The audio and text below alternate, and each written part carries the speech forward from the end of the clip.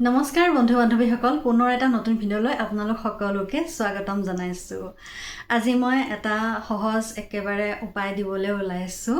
আমাৰ শৰীৰটো প্ৰত্যেকটো অংগই আমি চাফ চিকুণকৈ ৰখাটো অতিকে দৰকাৰী। প্ৰত্যেকটো অংগই সুস্থ হৈ থাকিলে আমাৰ শৰীৰটো আৰু মনটো ভালে থাকে। প্ৰত্যেকটো অংগই আমি মুখখন যেনেকৈ আমি যত্ন কৰোঁ, ঘৰুৱা ফেচ পেক ব্যৱহাৰ কৰোঁ, তেনেকৈ চুলিখিনিও আমি যত্ন কৰোঁ আৰু আমাৰ নখখিনিও যত্ন কৰি ৰাখিব লাগে, অতিকে দৰকাৰী। আৰু এগৰাকীয়ে মোক কমেণ্ট কৰি সুধিছিলে যোৱাকালি, নখ পাতল তেওঁৰ আৰু ভাঙি ভাঙি যায়, তেওঁ কি কৰিব লাগে তাৰে ওপৰত ভিডিঅ' বনাব দিছিলে। মই তাৰে ওপৰত এটা অতি সহজ আৰু অতি উত্তম এটা উপায় দিবলৈ ওলাইছোঁ। আপোনালোকে ভিডিঅ'টো চাই উপকৃত হ'ব বুলি মই আশা ৰাখিছোঁ আৰু মই এতিয়া দেখুৱাবলৈ ওলাইছোঁ। এতিয়া মই দেখুৱাবলৈ ওলাইছোঁ আমাৰ এই নখকেইটা আমি নেল পলিচ লগোৱাৰ ওপৰতে লগাই থাকিলেও নখকেইটা বেয়া হৈ যায় আৰু নখকেইটা চাফা কৰি ৰাখিব লাগে। এখন মোৰ নেল পলিচ লগোৱা আছিলে, নেল পলিচবোৰ এইখন ৰিমুভাৰৰ সহায়েদি আঁতৰাই লৈছোঁ প্ৰথমতে।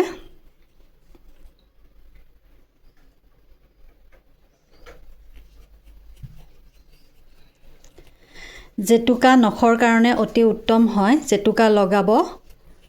জেতুকা লগালে নখ মজবুত হয় আৰু ছিঙি নাযায়। সৰুতে মায়ে শিকাইছিল বিহুত বহাগ মাহত জেতুকা ল'বলৈ, আৰু বহাগ মাহত জেতুকা ল'লে নখ ধুনীয়া হৈ থাকে, মজবুত হয়, নখত পোকে নাখায়, নখ চুকীয়া নহয়, এনেকুৱা ধৰণৰ কোনো ধৰণৰ সমস্যা নহয়। জেতুকাত এনেকুৱা গুণ আছে, নখত একো বীজাণু হ'বলৈ নিদিয়ে। সেইবাবে লগোৱাৰ ওপৰতে নেল পলিচ লগাই নখকেইটা চাফা কৰি দেখাত চাফা দেখা হৈ থাকিলে নহ'ব, নখকেইটা ভালকৈ ৰাখিবও লাগিব। এতিয়া মই দেখুৱাই আছোঁ, মই সৰু বাতি এটাত পানী ল'লোঁ আৰু কুহুমীয়া গৰম পানী, যি গৰম পানী হাতে সহ্য কৰিব পাৰে ছালখনে, তেনেকৈ ল'ব। আৰু ইয়াতে এটুকুৰ মই নেমু চেপি দিছোঁ। চেপি দি ইয়াতে অলপ সময় হাত দুখন তিয়াই ৰাখিব। তিয়াই ৰাখিলে 10 মিনিটমান সময় হাত দুখন এনেকৈ তিয়াই ৰাখিব। তিয়াই ৰাখি ভালদৰে এখন শুকান কাপোৰেদি মুচি হাতখন,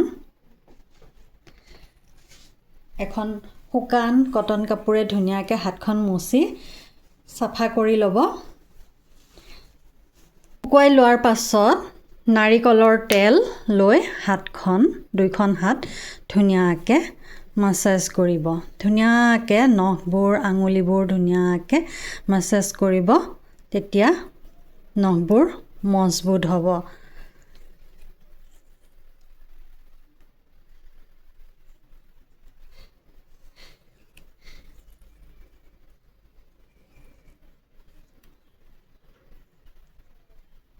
বহাগৰ বিহুত মই জেতুকা লগাইছিলোঁ, অকণ ৰং আছে, যোৱাই নাই। এনেকৈ আঙুলিকেইটা ধুনীয়াকৈ মাছাজ কৰিব অকণমান সময়, আৰু ৰাতি শোৱাৰ আগত কৰি পেলাই শুলেও হ'ব। ৰাতি শোৱাৰ আগত কৰি শুব, নখকেইটা ধুনীয়া মজবুত হ'ব আৰু কোনো ধৰণৰ ৰোগে নাপায় নখকেইটাত। তেনেকৈ আৰু ব্ৰাছৰ সহায়েৰে আমি যি দাঁত ব্ৰাছ কৰোঁ, পুৰণি হয়, সেই পুৰণি হোৱা দাঁত ব্ৰাছেও ল'ব পাৰে, বজাৰত ব্ৰাছো পায়। তেনেকৈ যি ব্ৰাছ আপোনালোকে সুবিধামতে পায়, সেই ব্ৰাছৰ সহায়েৰে নখকেইটা ব্ৰাছ মাৰি সদায় চাফা কৰি ৰাখিব। ঠিক তেনেকৈ ভৰিৰ নখো সদায় গা ধোৱাৰ সময়ত পাৰিলে চাফা কৰি ৰাখিব, নহ'লে কাম আজৰি যেতিয়াই হয় তেতিয়াই চাফা কৰি ভৰিখনো চাফা কৰি ৰাখিব। তেতিয়া ভৰিৰ নখো ধুনীয়া হৈ থাকিব আৰু ভৰি গেৰুৱাও নাফাটে, ধুনীয়া হৈ থাকিব সদায়। ধুনীয়াকৈ হাতৰ আঙুলিকেইটা, নখকেইটা নাৰিকল তেলৰ সহায়েৰে মাছাজ কৰিব দিনটোত এবাৰ। যেতিয়াই আজৰি হয় আপোনালোকে তেতিয়াই কৰিব। কৰিলে হাতৰ নখবোৰ মজবুত হ'ব আৰু তেনেকৈ ভৰিখনৰো যতন কৰিব। আমাৰ শৰীৰৰ প্ৰত্যেকটো অংগৰে যতন কৰি ৰখাটো অতিকে দৰকাৰী। আৰু জেতুকা লগাব, নেল পলিচ খুব ঘনে ঘনে বেয়া দেখা হৈছে, লেতেৰা দেখা হৈছে, নেল পলিচ লগাই দিওঁ, ক'ৰবাত যাব লগা হৈছে নেল পলিচ লগাই দিওঁ। এনেকুৱা সদায় কৰোঁতে কৰোঁতে নখবোৰৰ বেমাৰেও ধৰে। কেতিয়াবা ক'ৰবাত গ'লে নেল পলিচ লগাই মুচি চাফা কৰি আকৌ জেতুকা ব্যৱহাৰ কৰি দিব। জেতুকা ব্যৱহাৰ কৰিলে নখবোৰ মজবুত হয়। আৰু এটা কথা, নখবোৰ ছিঙি যোৱা বা ভাঙি যোৱা, বহুত বেছি আমি যদি কাপোৰ ধুই থাকোঁ, চাৰ্ফ চাবোন লাগি থাকে, তেতিয়াও নখবোৰ পাতল হয় বাৰু, তেতিয়াও নখবোৰ ছিঙে। হাতেৰে আমি থুকুচিওঁ, খুব বেছি থুকুচি দিওঁ, তেতিয়া নখবোৰ ছিঙি যায়, ভাঙি যায়, পাতলো হৈ যায়। সেইটো এটা কথা হয় বাৰু। তথাপিতো মই যিখিনি দেখুৱাইছোঁ সেইখিনিৰে আপোনালোকে উপকৃত হ'ব বুলি মই আশা ৰাখিলোঁ। আৰু সুস্থ নেইলৰ কাৰণে টেবলেটো পায় খাবলৈ,